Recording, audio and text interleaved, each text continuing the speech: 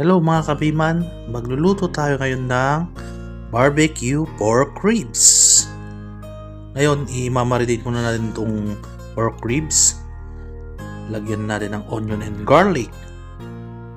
Tsaka asukal, pampatibay ng buto. Karot, ketchup.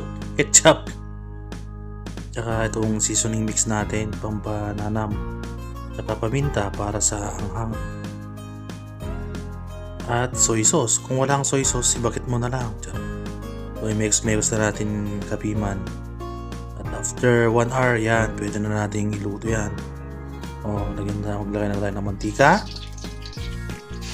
I-prito muna natin ng kaunti para yun, masarap. Balik na rin natin kapiman para kabila naman. Set aside natin at iluto natin yung susunod na batch. Next, ikon na natin lahat. Pag masamahin na natin lahat, then ilagay na natin yung na-marinate kanina na kanya. Next, i-mix na natin insan. Kapiman pala, charot. Then, naglagay tayo ng water, 1 cup of water. Tapos atin munang takpan at lutuin natin ng 10 minuto. After that, buksan na natin para tingnan natin kung paano. Yan, after 10 minutes, mix na naman natin.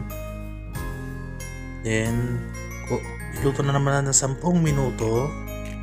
And after ng 10 minutes, yan na po. All goods na to. Barbecue pork ribs. Mapapa-unli-rice ka dito, kapiman. Thank you for watching.